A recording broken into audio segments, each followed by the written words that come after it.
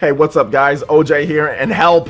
I'm addicted to Xenoblade Chronicles Definitive Edition on the Nintendo Switch. This game is pretty much sucking up all my time, and I wanted to give you guys like an in-depth review going over all of these things and all this different stuff, and then I ended up recording for like an hour talking about everything. So in order to save all of you guys time from that, because I know you guys don't want to watch all of that long just to get my thoughts, I was just going to shoot off a bunch of different impressions and kind of give you guys my review of what I think with the game. And I might jump from one thing to another thing, but trust me, when it's all wrapped up in this video here, you guys will get a good idea of what I think about this. We're going to go over what this game is compared to previous Xenoblade games, where I kind of rank it, what I think overall, what's so good about this definitive edition, why you should play it. I mean, there's so many cool things about this game. So let's just first start off with what you see first. The visual presentation, which there's been a lot said about that, especially after the Digital Foundry and some of the different numbers that people were putting out there. But once you get it on your TV, which I predominantly played it, okay, on my 4K Samsung TV. Now, I do have an M cable, so I played it with an M cable, so it does make it look a little bit sharper, and I did some calibration on my TV game mode to make it look the best possible. But once I did all that, guys, it absolutely looks amazing. And even without that, when I play it on my monitor here for you guys when I stream it, it still looks so much better than what we got before. Now, I'm not a numbers person. I know there's resolutions with 720p and goes down to 504 or whatever the case is, and all that is still true, right? Obviously, they could have done maybe a little bit better on there. It could look sharper, but I'm happy with the overall presentation of the graphics compared to what we got before. It looks so much better than what we got. It looks so much better. Now, in portable mode, obviously they probably could have done a better job in portable mode, whether the engine just can't handle it or if they're trying to balance the battery life. I mean, there's so many factors that I don't know about there, and the resolution definitely is a little bit low, and it doesn't look as good in portable mode as it does on a TV with the higher resolution. But overall, if you compare that portable mode to what the new Nintendo 3DS game did, it looks a lot better than that. The resolution is better there. It hits higher resolution at times because that portable mode, or not portable mode, more like the Nintendo 3DS game, the new Nintendo 3DS game, which was an exclusive to that, man, it looks like Minecraft Xenoblade at times. It can get pretty blocky, and the frame rate can get bad too, which we'll get into gameplay in just a bit. But when it comes to the visual presentation, they overhauled the hands apparently and the faces, and you can really tell when you look at it, especially when you compare it to before, it looks a lot better. I love the anime slick aesthetic that they gave all the characters. I think that it gives them more definition, more detail, and it just has an overall cleaner look to it when you're watching those cutscenes again, when you're going through, when you're watching just like everything. It makes it seem more epic, and it makes it seem so much better because it doesn't have like a dry, pasty type of crusty look to it. I think that's how I kind of explain what it was on the Wii and also on the new Nintendo 3DS. Just kind of dry, palish type of look to it, and now it's actually fluid and looks very good, very modern and up to date, what you would expect from like a Xenoblade Chronicles 2, for example, right? So I love the fact that they actually took the time to do that and just not bring the game over, okay, let's just put like, let's say Twilight Princess HD, right? 1080p or whatever, and just bring that same game over. I'm glad that they took the time to actually update the character faces and the hands and everything, because it does make for a better viewing experience in the vast amounts of cutscenes that Xenoblade Chronicles Definitive Edition has. So overall, definitely could have been a bit higher with the resolution and stuff like that. I understand, and I definitely agree there, but at the same time, it is still a massive improvement over what we've gotten before with the Wii and also the new Nintendo 3DS. Now let's talk about the gameplay, because that's what makes RPGs the best. That's what makes RPGs RPGs, and what makes you want to keep playing them over and over. And I can say this, guys, without even batting an eye, Xenoblade Chronicles Definitive Edition's battle system to me is so robust and it's so fun. You can just continuously play this game for hours on end. I mean, there's times where I did marathon of this game. Heck, and I usually don't marathon games too much out there, but I played this game for like 10 or 11 hours one time. Like, I think right when it came out, I think Sunday,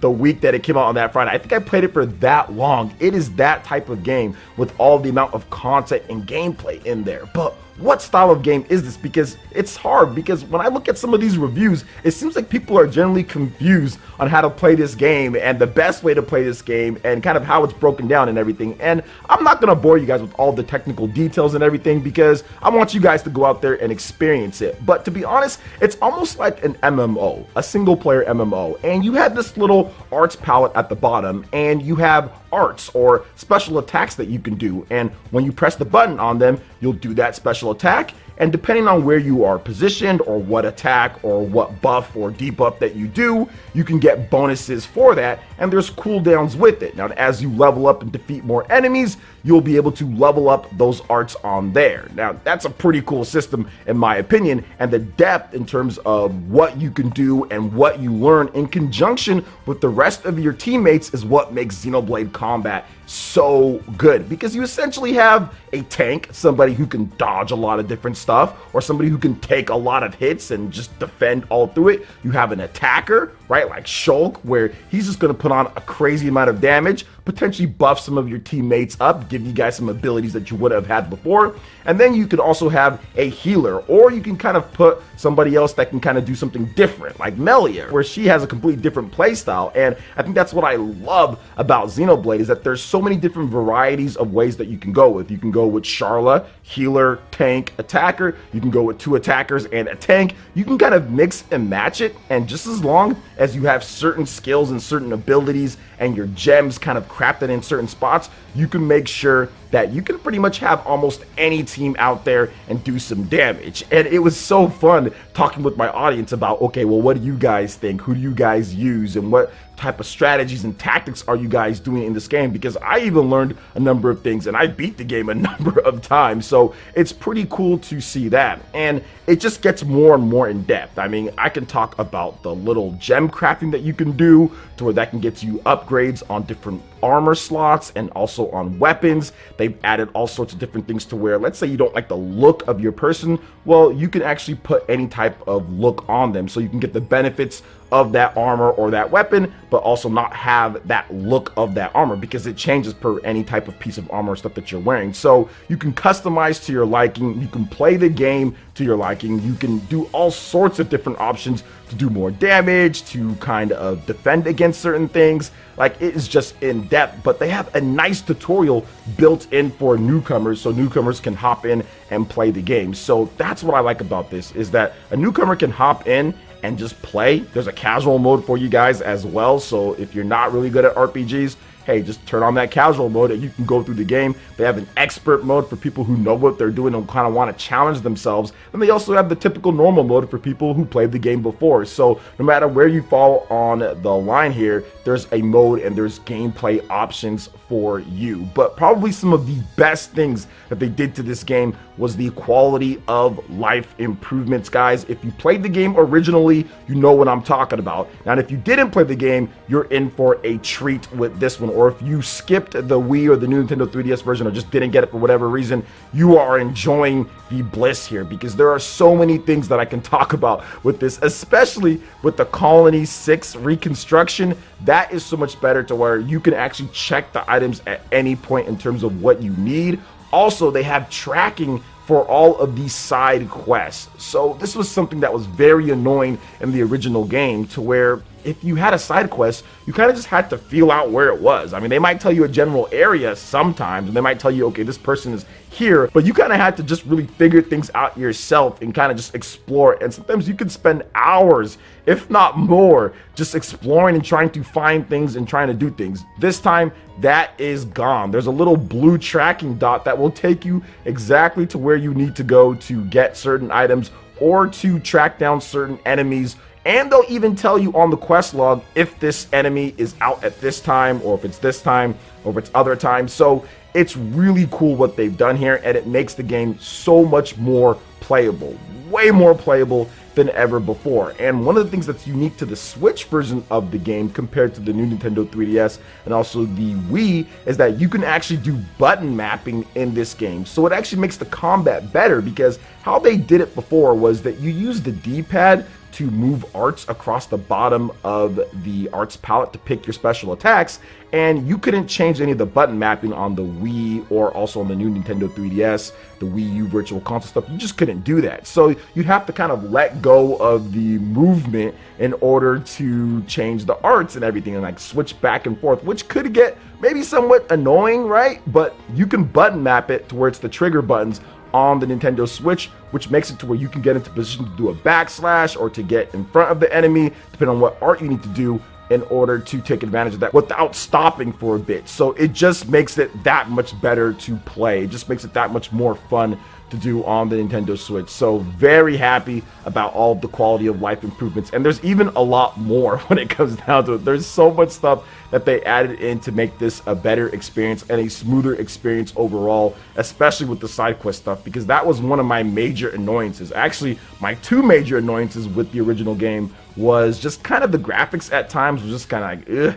And then also was the quest tracking. I would just give up on some quests because I couldn't find the item or I didn't know where it was. And this was before really the Xenoblade Wiki was out, so I couldn't look it up either. And now at this point, everything is bam, right there for you. So it's very, very good, and I'm very happy that they added that. Now, let's talk about something briefly here. How does this game stack up to Xenoblade Chronicles 2? How does this game stack up to Xenoblade Chronicles X, Xenoblade Chronicles 2, Torn of the Golden Country? Where do I put it? And I think I can safely say, just because of the amount of content in this game compared to Xenoblade Chronicles 2, Torn of the Golden Country, I'm going to go ahead and say that this is my favorite Xenoblade Chronicles game of all time. It's going to be Xenoblade Chronicles Definitive Edition. It is that good. Now, don't get me wrong. Xenoblade Chronicles 2, and even better with Xenoblade Chronicles 2, Torn of the Golden Country, those games are still really good. But the amount of improvements and additions and things that they did to the original Xenoblade with that original cast and the whole see the future type of battle mechanic is just so good. And still to this day, we don't see people doing that, right? To where you can have an enemy that's going to bop you with something and Shulk can see the future, so you can go and warn them, right? And then you can do an attack or a buff or something that would stop that future from happening. I still think to this day that that is still one of the best game combat mechanics in an RPG system, period. Combined with everything else that they do, it's still so good. I love that mechanic in the game, and when you start fighting some of the tougher enemies in there, it really does play a part, and you feel that like, man, I'm really getting into it with it. So overall, Xenoblade Chronicles Definitive Edition is absolutely incredible. I think it's a really, really good RPG. One of the best RPGs I've ever played. Easily one of the best RPGs on the Nintendo Switch. And if I had to give it a score, because I know some of you guys might be like, where's the score? Score, give me a score, whatever the case is, right? So if I had to give it one, definitely giving it a 9.5 out of 10. I think it's phenomenal. We didn't even talk about Future Connected, right? Which is a whole more content added in, plus the time trials added in too. It just gives you just the perfect package of what was already a really good game. A game that I would already give a 9 out of 10, you know, like it just made that game even better. So I bumped it up to a 9.5. It really is that good. So what are you guys' thoughts on Xenoblade Chronicles Definitive Edition? Let me know in the comment section below. All right, guys, that wraps it up for this video here. Check out the links in the description. We've got Twitter. Go and give us a follow on there. Stay up to date on all latest gaming news and information. Also, make sure you like, comment, and subscribe, and share this video if you can. Thank you guys so much for watching, and we'll catch you for the next one. Peace.